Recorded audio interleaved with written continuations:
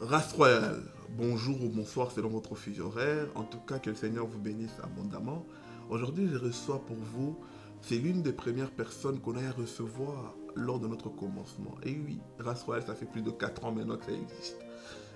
On dort, on se réveille, et les années passent. Ça va très très vite. Et surtout, elle a été la première à accepter de témoigner dans l'émission Race Royale. Elle a accepté de se mettre à nu. Je vous invite, franchement, à aller taper son nom, aller taper le nom de notre sœur, aller vraiment questionner YouTube. C'est l'une des émissions qu'on a eu à faire il y a 4 ans. Et ça a eu beaucoup de retours parce que elle a vraiment mis des mots dans une situation qu'elle a vécue personnellement, en commençant par son enfance, jusqu'à l'adolescence, jusqu'à l'âge de l'adulte, quels sont tous les traumas qu'elle a eu à subir dans sa vie. Elle est devenue quand même cette grande dame qu'aujourd'hui, malgré tout, Jésus l'a relevée. Et aujourd'hui, elle est venue encore se mettre à nu devant moi. Je l'ai embêtée, elle c'est ma soeur. J'aime toujours dire, je fais, toi t'as des choses à dire. C'est vrai qu'on a eu la grâce de faire tellement de lives sur Instagram et à plusieurs fois, mais l'émission comme ça, c'est la deuxième fois où elle va nous parler de cette difficulté. Elle est la voix des sans-voix. Elle est la voix des mères seules. Elle est la voix des familles monoparentales. Elle est la voix des familles où il y a plusieurs enfants.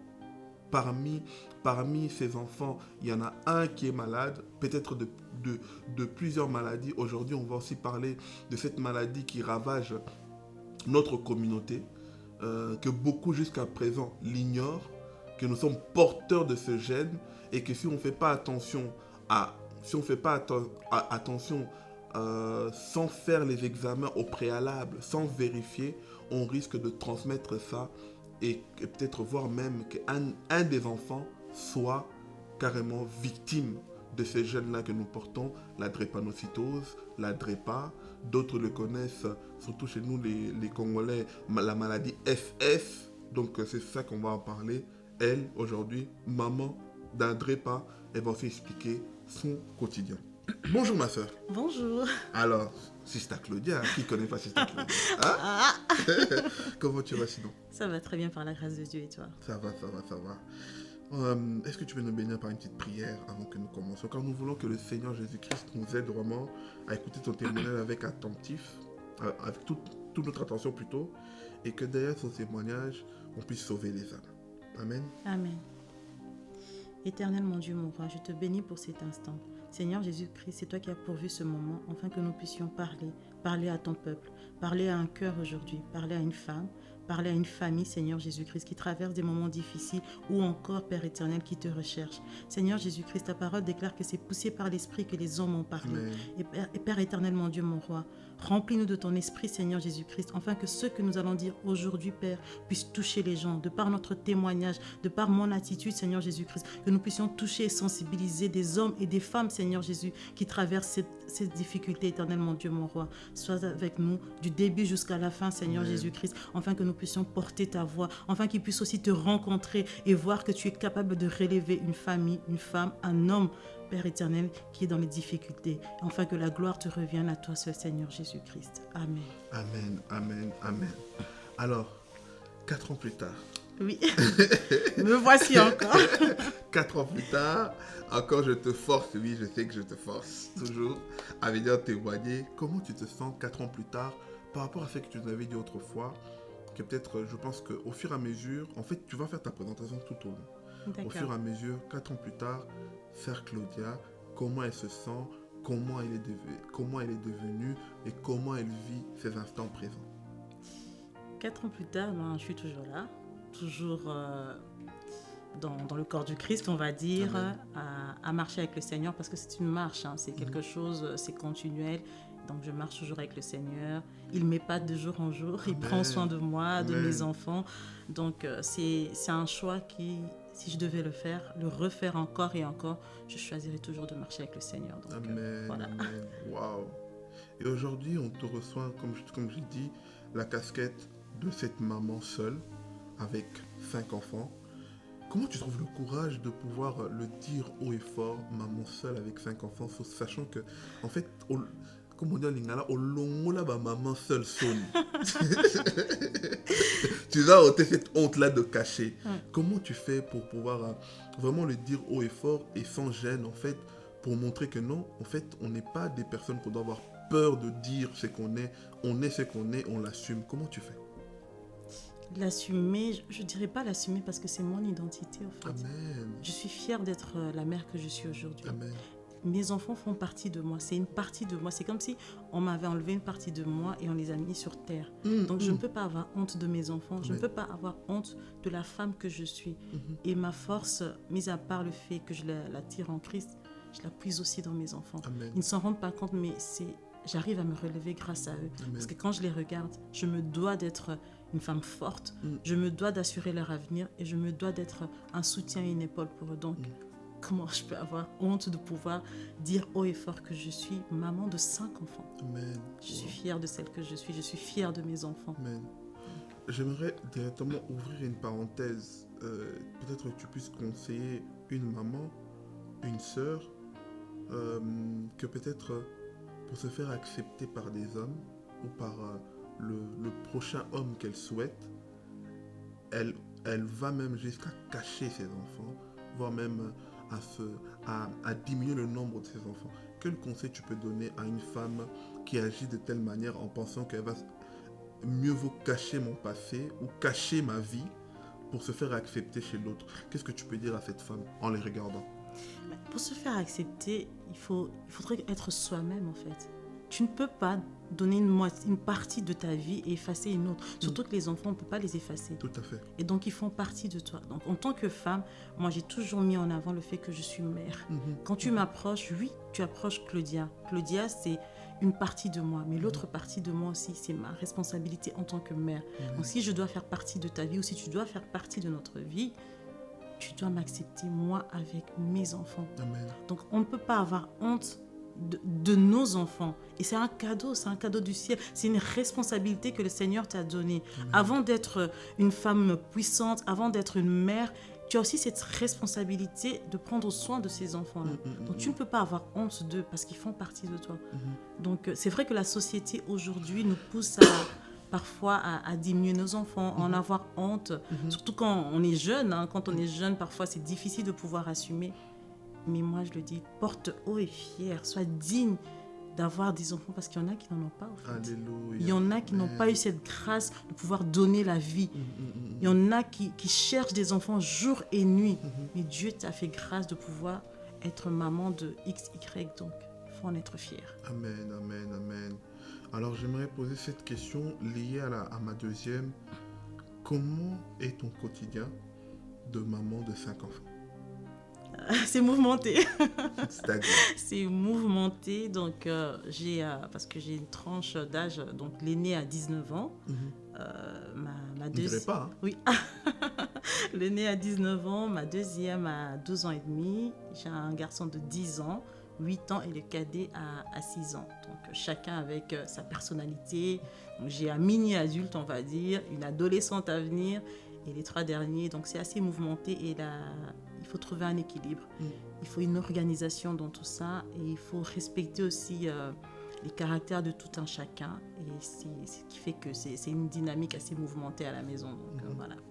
Et quelles sont les difficultés que tu rencontres en tant que mère célibataire? J'aime beaucoup, surtout je fais un lien avec une des vidéos que tu as eu à faire, ça m'a vraiment marqué, où tu mets en avant que c'est ta responsabilité, c'est pas la responsabilité de tes enfants. Les aînés ne sont pas là pour pouvoir, entre guillemets, porter ton fardeau pour pouvoir te soulager. Alors, si tu peux peut-être nous reconjuguer cette phrase. Quelles sont les difficultés et comment tu gères les difficultés en assumant seul tes 5 enfants selon leurs besoins? En fait, comme je dis, la grande difficulté, c'est en termes d'organisation. Parce que, voilà, il y a les études. En parallèle, moi, je travaille. Et il y a cette dynamique de vie de famille. Parce qu'on est une famille. Même si c'est une famille monoparentale, on reste une famille. Et il y a une certaine dynamique, une certaine organisation. Et très tôt, je le dis malheureusement, mais d'un côté, c'est quand même une bonne chose. Très tôt, j'ai appris à mes enfants à être autonomes. Ils se devaient d'être autonomes et de s'entraider. Et donc, du coup, je dispatche certaines tâches, certaines obligations, mais elles ne sont pas vraiment obligatoires dans le sens où, comme tu l'as bien souligné, ce n'est pas leur devoir. C'est-à-dire qu'on partage les tâches, mais quand ils n'y arrivent pas, c'est de ma responsabilité de pouvoir veiller à ce que cette tâche-là a été accomplie. Si elle a été mal faite, je repasse derrière. Donc, c'est vraiment toute une organisation. Donc, je ne veux pas que mes enfants portent le fardeau, le poids de devenir, par exemple, les parents de leurs frères et sœurs. Ce n'est pas leur responsabilité. C'est ma responsabilité. Wow. Moi, je vais à ce que demain, ils puissent être des hommes et des femmes indépendants, qui puissent se débrouiller tout seuls. Mais d'un autre côté, je veux qu'ils restent aussi des enfants, qui profitent de leur enfance, qui profitent de leur jeunesse, qui profitent de leur adolescence. Je ne veux pas que ce soit des hommes et des femmes qui portent un fardeau en se disant « j'ai eu à grandir trop tôt parce que je devais m'occuper de mes frères et sœurs, je devais être les parents de mes frères et sœurs. » Non, à un moment donné, je veux qu'ils restent des enfants aussi et qu'ils profitent de leur enfance. Wow. Et comment tu réussis à jongler tes responsabilités parentales et ta vie privée pour que tu t'oublies pas, parce que tu es seul, mais tu gères 5 autres personnes. Ma vie privée, ça me fait rire parce que pendant un bon bout de temps, je n'ai pas vraiment eu de vie privée au fait, parce que je devais vraiment m'occuper des enfants. Ce qui fait que je n'ai pas vraiment eu de vie privée au fait. Mes enfants primaient avant tout. Et sincèrement, ce n'est pas un conseil que je donnerais aux gens de pouvoir s'abandonner. Malheureusement, j'ai eu à m'abandonner à un moment donné, me consacrer à 100%, si pas à 200% sur mes enfants. Et par la suite, je me suis rendu compte que Claudia, en tant que femme, mon identité en tant que femme, je devais aussi prendre soin de moi. Et petit à petit, j'essaie de trouver un équilibre entre les deux. Et tu arrives maintenant, aujourd'hui, tu penses que tu arrives à mieux jongler en te disant il y a un temps pour s'occuper de tes enfants, il y a un temps où Claudia doit aussi se reconstruire? J'essaie de le trouver. En tout cas, maintenant, j'essaie d'intégrer ça dans notre quotidien, c'est-à-dire qu'il y a les enfants, il y a mon rôle de mère, mais il y a aussi moi, Claudia, en tant que femme, individu, je dois essayer de trouver un équilibre pour moi aussi. Wow. Parlons maintenant d'une difficulté en plus, qui est ton dernier, qui souffre de la DREPA. Alors, peut-être certains ne connaîtront, le mot, ça les paraît nouveau. Si tu peux peut-être, avec des mots simples, expliquer comment un enfant naît de manière en fait de sa naissance, elle est diagnostiquée DREPA, et quelles sont ces crises qui peuvent arriver dans la vie d'un DREPA, quelles sont les conséquences, pour que les gens comprennent les enjeux de ce que nous allons dire après. D'accord. En fait, la drépanocytose, c'est une anémie falciforme. En fait, quand on regarde nos globules rouges, pour une personne lambda, les globules rouges ont une forme ronde, mais chez les drépas, ça a la forme d'un croissant de lune, en fait. Et ce qui fait que donc, ça entraîne des difficultés au niveau de son hémoglobine, au niveau de son sang, en fait. Et ça entraîne ce qu'on appelle des crises vaso-occlusives. Ce sont des crises osseuses, des crises au niveau des articulations. Ça entraîne des douleurs, des fortes douleurs. Et bien, au niveau des os aussi. Au niveau des os aussi, donc des fortes douleurs. Et bien entendu, ça a plusieurs conséquences à long terme au niveau des reins, au niveau de la respiration, au niveau même cérébral. Donc c'est vraiment quelque chose qui peut attaquer tout le corps. Et comment la drépano se transmet? En fait, ce sont les deux parents qui sont porteurs du gène S. Quand les deux parents sont porteurs du gène S, fatalement, les statistiques nous disent qu'un enfant sur 4 peut naître DREPA. Un enfant sur 4. Malheureusement, apparemment, les statistiques ont marché chez moi parce que c'est le 4e et donc il était DREPA. Et il y a moyen de dépister ça à l'avance. Donc d'abord, les deux parents doivent faire une prise de sang et c'est un examen spécifique. Donc L'électrophoreuse. Voilà. Et donc, du coup, par là, les parents peuvent savoir s'ils sont AA, AS, s'ils sont porteurs ou pas porteurs. Et s'ils ne le savent pas, pendant la grossesse aussi, on peut faire un prélèvement de liquide amniotique. Et dans les liquides amniotiques, on a les codes génétiques de l'enfant, il y a tout dedans. Et là, on peut déterminer aussi si le bébé à venir est porteur ou s'il est sain. Ok. Est-ce que tu penses que notre communauté, elle est assez informée de cette histoire? Informée, pas vraiment, en fait. On va dire c'est superflu, en fait. On en parle de manière superflue parce que chacun d'entre nous, on connaît peut-être quelqu'un, communément chez nous, on dit il est SS. Donc, je connais une cousine, elle est SS, elle est tout le temps malade, elle a les yeux jaunes. Je connaissais un cousin éloigné qui est mort et tout. Mais on n'a pas vraiment conscience de la maladie ni comment elle se transmet, en fait. Ça reste abstrait, en fait. Et on n'en parle pas beaucoup, malheureusement. Wow. Et toi, dans ton cas, à toi, où non seulement tu es maman, tu as 4 autres enfants, tu as un petit qui est malade, et en plus de ça, tu as aussi une vie professionnelle. Oui. Sans compter ta vie personnelle. Oui. Comment tu gères les crises de ton enfant? Parce que surtout que c'est des crises, ça arrive sans prévenir. Sans prévenir, oui. Et c'est des choses qui peuvent se répéter plusieurs fois dans le mois. Dans le mois, dans l'année, oui. Comment on fait déjà les réflexes? Comment tu gères les crises lorsque les crises commencent? C'est devenu un automatisme maintenant. Et comme on parlait aussi de la famille, de la dynamique de la famille, dans l'organisation aussi, il y a les frères et sœurs qui sont impliqués dedans. Okay. Il y a l'école aussi qui est impliquée dedans. Ils ont un protocole, donc ils savent que dès que Mathéo a tel ou tel symptôme, il faudra m'appeler en urgence, il faudra appeler l'ambulance et tout. Et les crises, c'est ça en fait. Au début, effectivement, quand il était petit, moindre crise, je courais vite aux urgences et tout. Mais maintenant, j'essaie d'observer en fait. J'essaie d'observer. Normalement, quand il fait de la température, c'est d'office. On va direct aux urgences parce que qui dit température, ça veut dire qu'il est attaqué par quelque chose. Et quand il est attaqué par une maladie, vu qu'il y a un problème avec ses globules rouges, il va vite perdre du sang. Donc son hémoglobine va... Donc le système immunitaire pour un DREPA, il est vachement plus faible que le nôtre. De base, une personne lambda a 12 d'hémoglobine, voire plus. Okay. Mais chez un DREPA, ça jongle entre 8 et 10. 8, 10 et demi. Et donc, si son système immunitaire est déjà affaibli, dès qu'il a une crise, bam, ça descend 5, 4, là, ça devient problématique. Donc, il faut vite réagir. Mais à certaines crises, quand il a mal aux os, quand il fait froid, quand il fait trop chaud, il y a des choses qu'on met en place pour éviter effectivement de courir immédiatement à l'hôpital. Donc, j'observe souvent pendant 1 ou 2 jours, mais quand je vois que ça ne passe pas, là, effectivement, il faut foncer aux urgences. Y a-t-il des crises qui t'a vraiment fait peur? Ah oui, oui. Où tu regardes, tu dis, mais là, je perds mon enfant? Oui. C'était d'abord sa première crise. Sa première crise, c'est vraiment, il y a 2 crises qui m'ont marqué. C'était sa première crise, il avait 6 mois.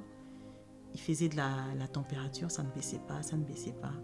Et donc, quand je l'ai amené aux urgences, ils ont vu qu'il faisait de la température, on a dit qu'il était DREPA et c'était impossible. Quand ils font les crises, il faut savoir qu'il est impossible de trouver les veines. Les veines, c'est impossible, c'est bouché de partout. Donc, j'ai vu toute une équipe sur mon fils, un petit bébé de 6 mois qui hurlait. Il fallait trouver absolument une veine où le piquer, c'était pas possible. Et il était là en train de hurler.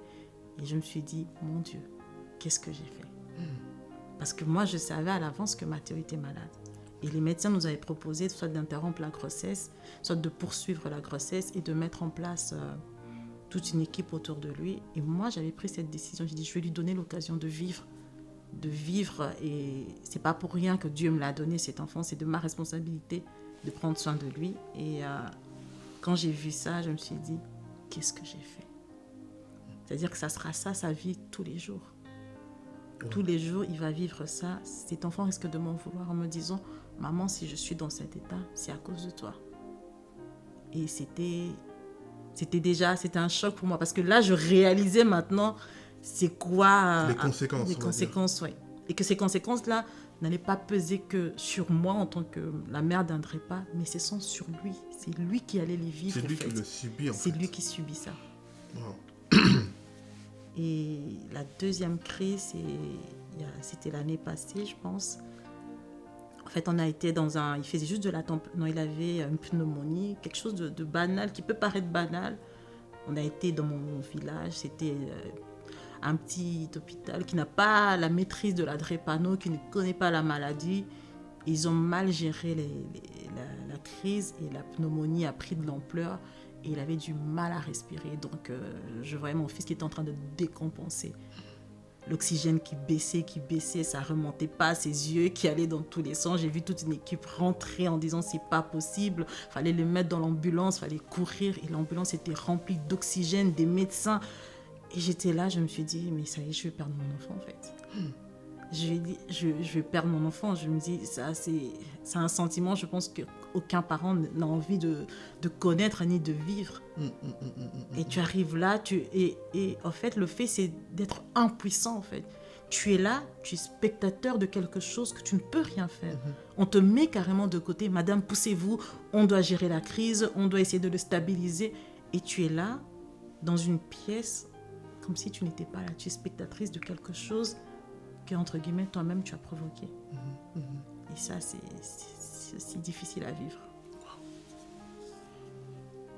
Et comment, toi, en tant que maman, ou lorsque tu vis ces crises-là, par exemple, tu as donné l'exemple de l'année passée, où tout doit s'arrêter.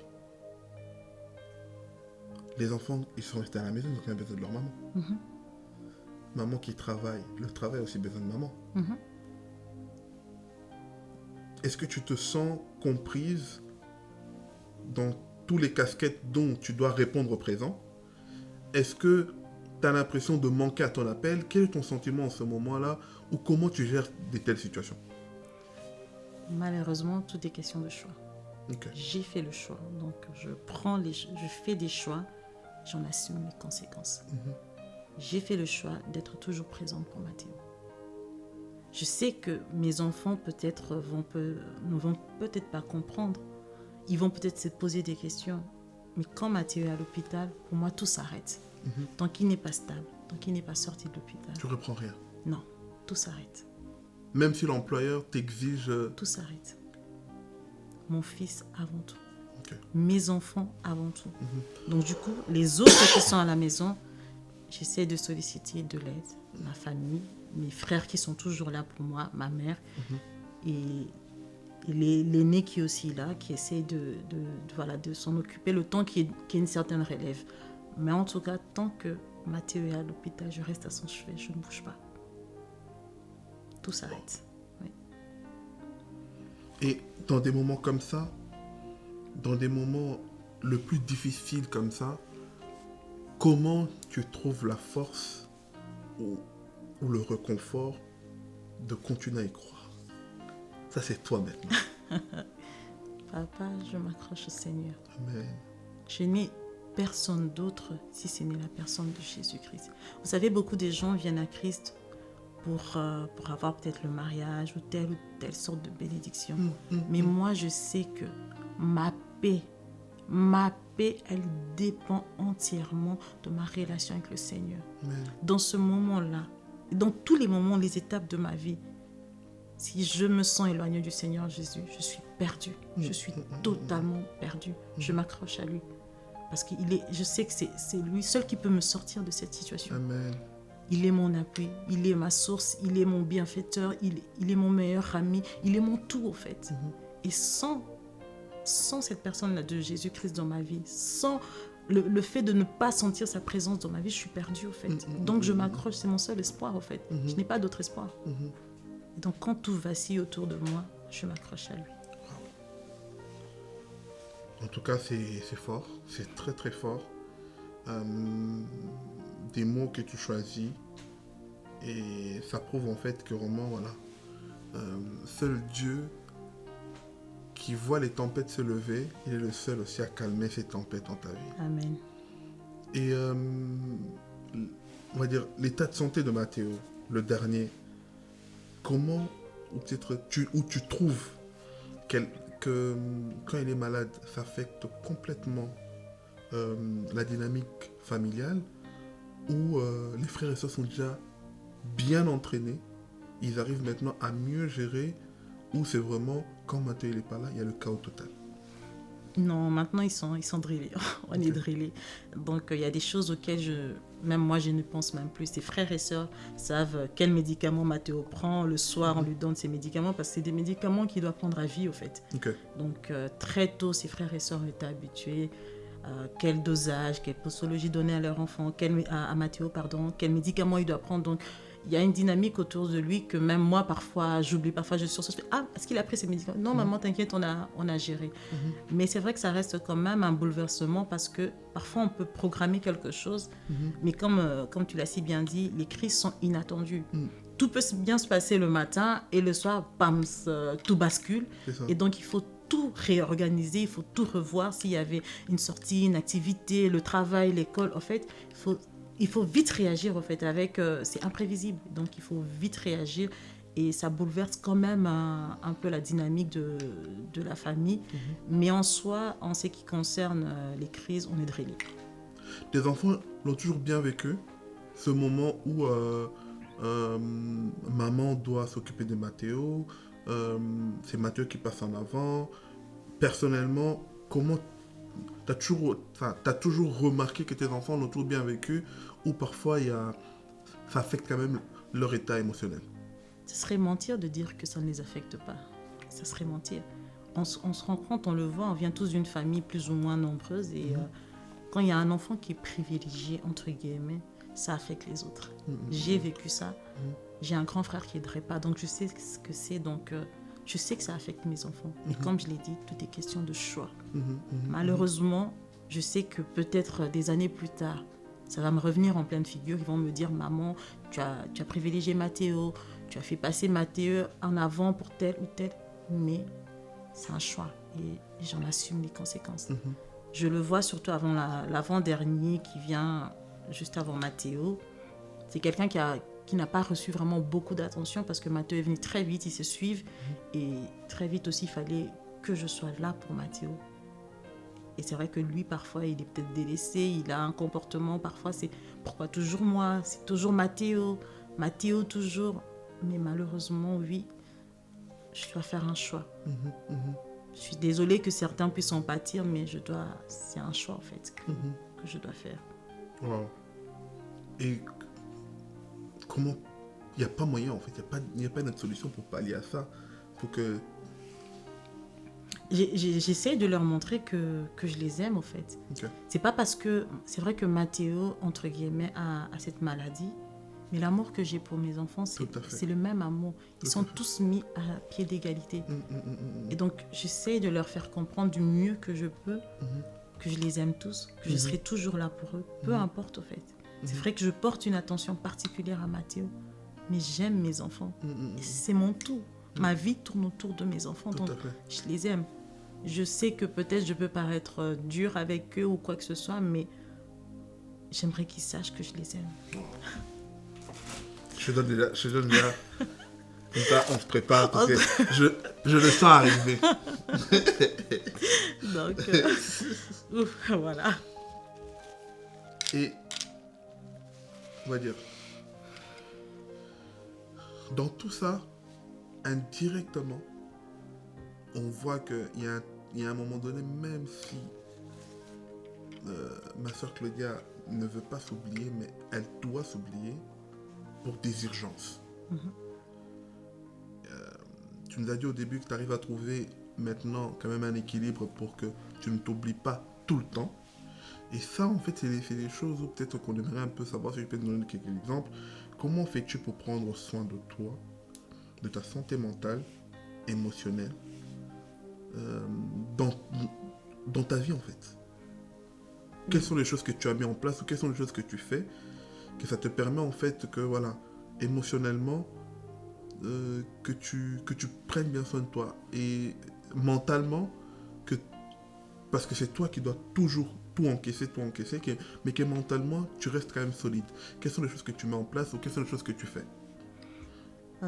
Pour ceux qui ont regardé ma précédente vidéo, ils savent très bien donc que quand je me suis séparée, j'ai vraiment passé un moment à vide.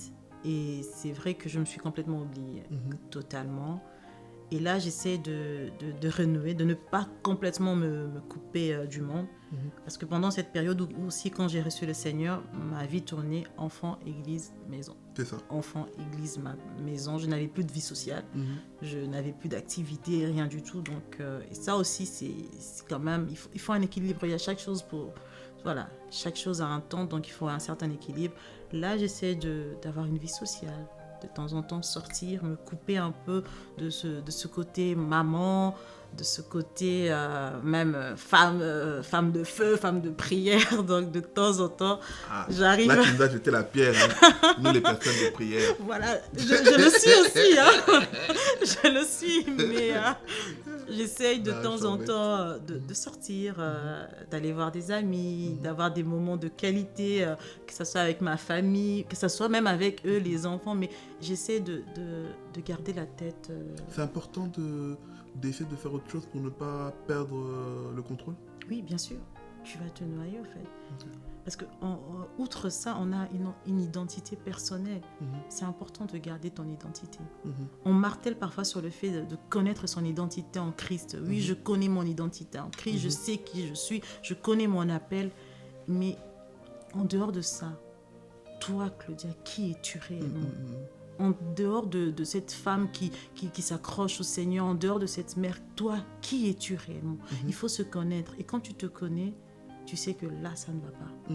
Là, j'ai besoin de lâcher prise. Là, j'ai besoin de m'évader. Là, j'ai besoin de sortir, de prendre l'air, au fait. Et parfois, c'est des petites choses, hein, juste sortir, aller faire du shopping, voir des amis, mais vraiment se couper un peu de son quotidien. C'est important. Pour trouver un équilibre, c'est important de se couper un peu de son quotidien. Wow. Aujourd'hui, sœur Claudia, mère de 5 enfants, mais les jeunes. Il y a des choses où peut-être sœur Claudia sans enfants, elle aurait foncé. Mais aujourd'hui, sœur Claudia, comme elle a dit, elle a 5 enfants où elle a donné vie. C'est-à-dire que tu ne peux plus foncer. Non. Il y a des choses où tu dois réfléchir à 2 fois. Il y a même des choses où tu es obligé de les sacrifier à contre-cœur. Quelles sont ces choses que tu as eu à sacrifier à contre-cœur, ou peut-être que tu n'avais pas le choix, c'est tes enfants qui priment, parce que tu es mère célibataire, toi-même, c'est toi la première responsable de tes enfants, tu as eu à sacrifier en première ligne que peut-être d'autres personnes aujourd'hui n'arrivent pas à sacrifier. Voilà pourquoi parfois ils peuvent aussi se retrouver dans des situations où ils ne se comprennent pas. Ce serait quoi ces choses? J'ai eu à prendre pas mal de décisions. Comme je dis, mes enfants passent avant tout.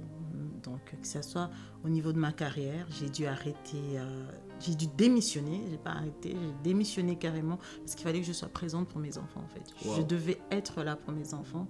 Tout le monde m'a dit, tu aurais pu faire une pause carrière, tu aurais pu continuer congé parental, tu aurais pu faire maladie. J'ai dit non, il fallait que je sois là pour mes enfants. Et on est dans une société aujourd'hui où tout le monde a envie d'entreprendre. Tout le monde veut être dans l'entrepreneuriat, tout le monde veut être dans le business, tout le monde veut en fait avoir un statut social qui met en avant. C'est ça. Moi, je n'avais aucune honte de dire que je suis femme au foyer, je m'occupe de mes enfants. C'est ma priorité. Donc, j'ai démissionné, je suis restée à la maison pendant 5 ans pour m'occuper de mes enfants. 5 ans? Oui, pendant 5 ans. 5 ans, malgré les difficultés, financièrement c'était difficile, mais mes enfants passaient avant tout. Je n'avais plus de vie sociale parce qu'il fallait que je sois là pour mes enfants. Je ne pouvais pas, j'ai sacrifié les vacances, je ne pouvais pas aller en vacances, je ne pouvais pas sortir parce que les finances ne les permettaient pas, je ne pouvais pas me permettre d'avoir des extras. Parce que je devais être là pour mes enfants, je devais assurer un avenir pour eux, une certaine éducation. Et donc, c'est comme si à ce moment-là, j'ai fait une pause, en fait. J'ai fait une pause de tout. Ce n'était pas seulement de mon travail, mais de tout, en fait. De ma vie sociale, de tout.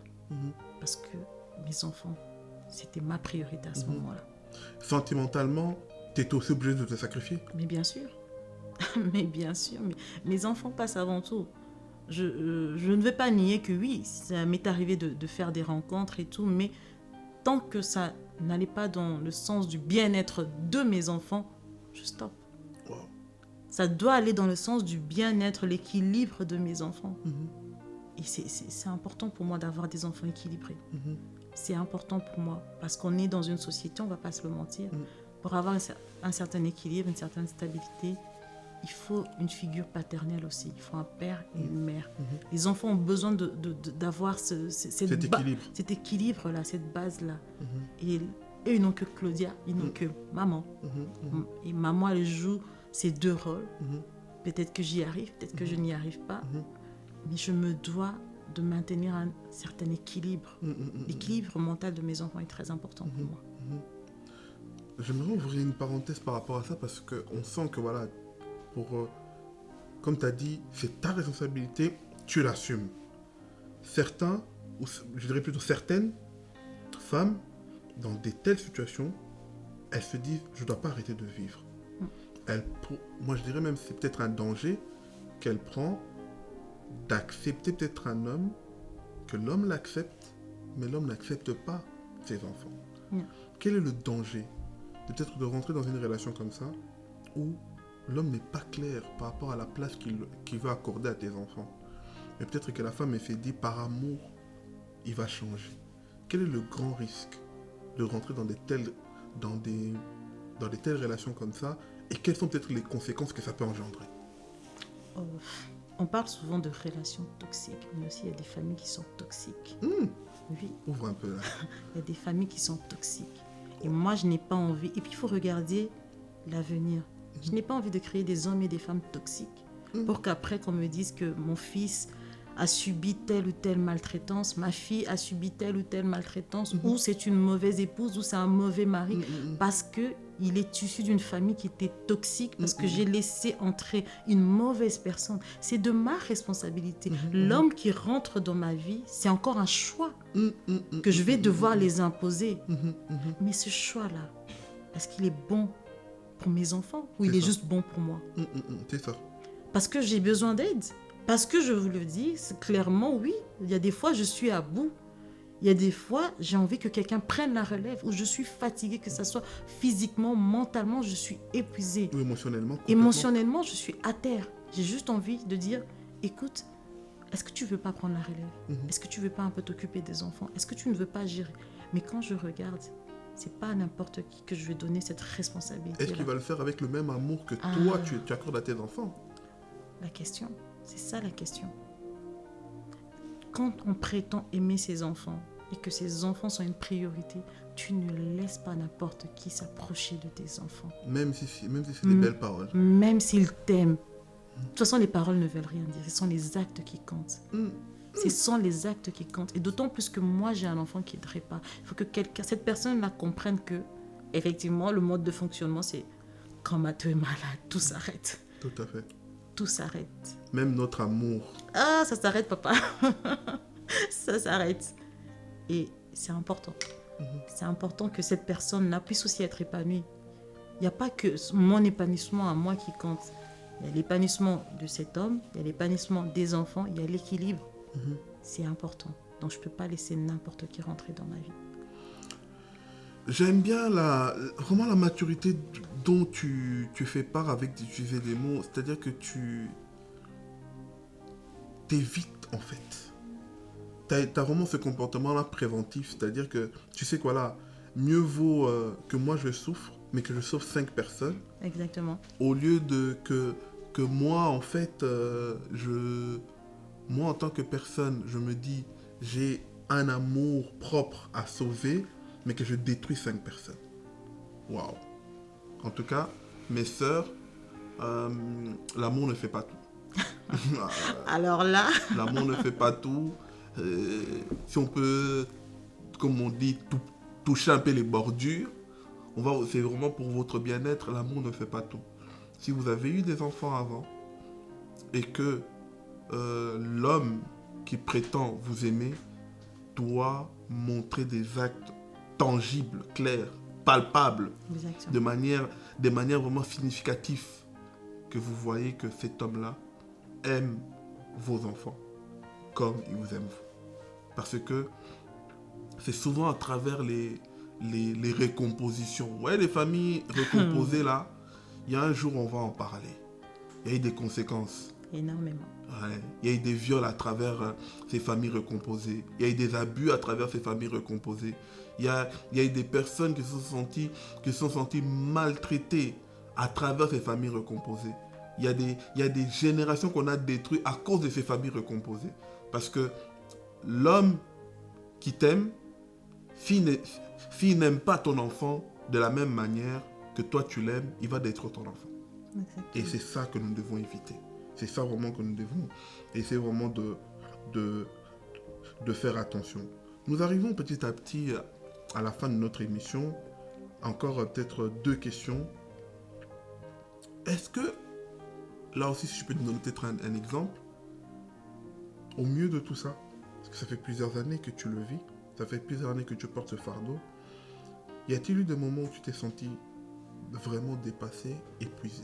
Si tu peux donner peut-être, si c'est oui, si tu peux peut-être donner un exemple. Oui, bien sûr. Il y a des moments où, je le dis, où je suis totalement épuisée. Parce que, comme je l'ai dit, chaque enfant a sa personnalité. Chaque enfant est différent. J'ai un aîné qui est plutôt calme. J'ai cette grâce-là qui est très calme. Ma fille aussi. Mon 3e aussi. Mais j'ai l'avant-dernier est quelqu'un d'assez dynamique. Il a de l'énergie. Il a un caractère bien marqué. Et parfois, c'est difficile. C'est difficile. Et parfois, je me sens vraiment dépassée. Okay. Et récemment aussi, j'ai repris le travail. Et donc, il a fallu que je reprenne cette casquette-là de la maman qui travaille, la maman qui doit être là pour ses enfants, qui doit jongler encore avec certaines autres obligations, des responsabilités. S'organiser différemment. Totalement. Être absent dans certaines choses. Bien sûr. Et tu sens même les reproches de certains enfants, des enfants qui vont te dire « Mais oui, on aimait quand tu étais à la maison, tout était déjà fait, le repas était déjà là. » Parfois, je n'ai même plus le temps de faire un vrai repas pour mes enfants parce que j'ai d'autres obligations à accomplir et je suis fatiguée. Émotionnellement, je suis fatiguée. Il m'arrive plusieurs fois de pleurer.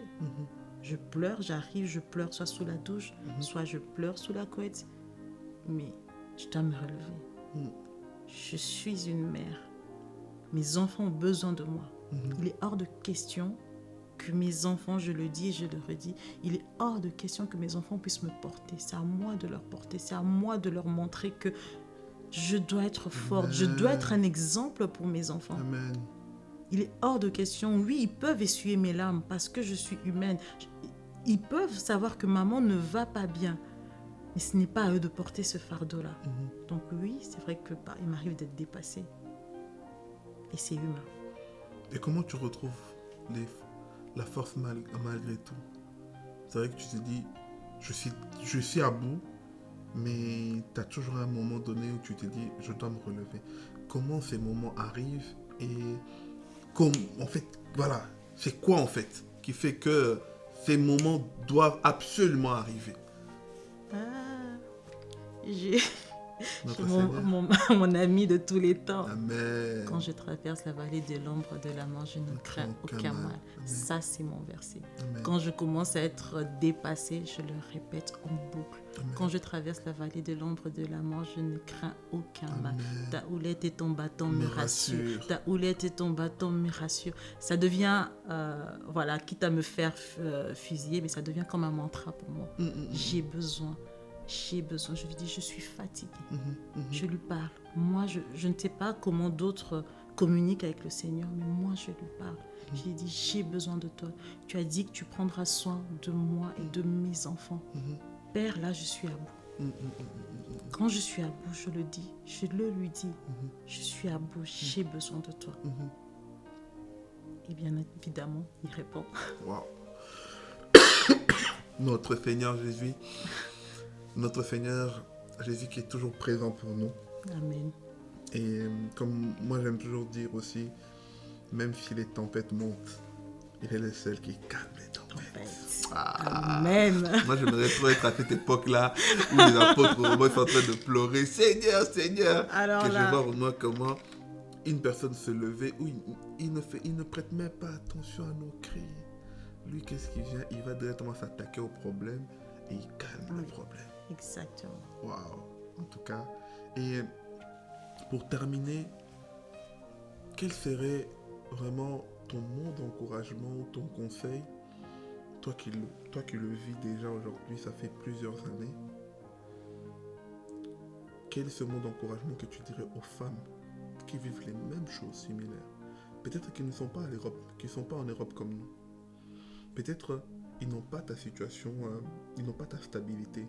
Peut-être qu'ils n'arrivent pas à se relever. Peut-être en ce moment, certaines veulent même abandonner ou se faire du mal parce qu'ils disent « Je suis incapable, je ne sais plus comment m'en sortir, alors mieux vaut même que je puisse partir. » Qu'est-ce que tu peux dire à ces femmes-là qui te suivent en les regardant droit dans la caméra?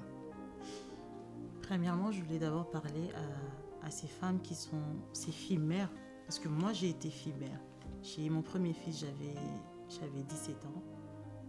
Donc j'étais fille mère et je sais quel regard la société peut porter sur ces genres de femmes. Et aujourd'hui, avec la situation actuelle, je suis de nouveau seule avec mes 5 enfants. C'est un fardeau, c'est difficile. Mais n'ayez jamais honte de vos enfants. C'est une bénédiction que le Seigneur vous a donnée. C'est une bénédiction. Et c'est ces enfants-là plus tard qui vont vous relever. C'est ces enfants-là qui vont redorer votre image et qui vont vous donner une certaine stabilité.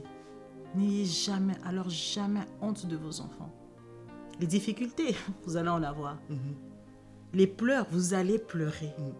Mais il faut rester forte. Restez forte et vous accrocher au Seigneur Jésus-Christ. Je vous assure que c'est le seul à vous apporter une solution. La parole le dit très clairement, maudit soit l'homme qui se confie en l'homme. N'attendez pas une solution qui puisse venir d'un homme. Et surtout pas d'un mari. N'attendez pas qu'un mari vienne vous relever. N'attendez pas qu'un homme vienne redorer votre situation. N'attendez pas qu'un homme vienne absolument vous apporter une stabilité, un équilibre. L'équilibre, vous pouvez le trouver vous-même. La stabilité, vous pouvez le trouver vous-même. Donc il est important, je vous assure qu'il est important, vous-même en tant que femme, de pouvoir trouver cet équilibre-là. Et surtout, accrochez-vous au Seigneur Jésus-Christ. Il est la seule solution, il est la seule clé pour aller mieux. Amen. En tout cas, que le Seigneur te bénisse, ma sœur. Dieu lui-même sait qu'est-ce qu'on va venir en parler la prochaine fois. Amen. Soyez bénis en tout cas. Ne manquez pas de nous soutenir. On a besoin de vous, Race Royale, que vous soyez juste nos donateurs, notre soutien pour réaliser de telles émissions. Car nous voulons aujourd'hui faire intervenir des races élues, des personnes qui ont un avant et un après avec le Seigneur. Alors si tu peux nous soutenir par un don, on a un formulaire encore ouvert dans toutes nos plateformes, Instagram, TikTok ou Facebook. Vous pouvez vous inscrire. Le don est ouvert. 10 € ou plus, selon votre moyen, et le Seigneur ne manquera pas de vous bénir. En tout cas, ma soeur, que le Seigneur te bénisse. Merci à toi pour l'invitation encore. Avec plaisir. Toi, tu es ma sister de tous les temps. De tous les temps. Donc, on est ensemble et en cas de besoin, on reviendra. Soyez bénis en tout cas. Soyez bénis.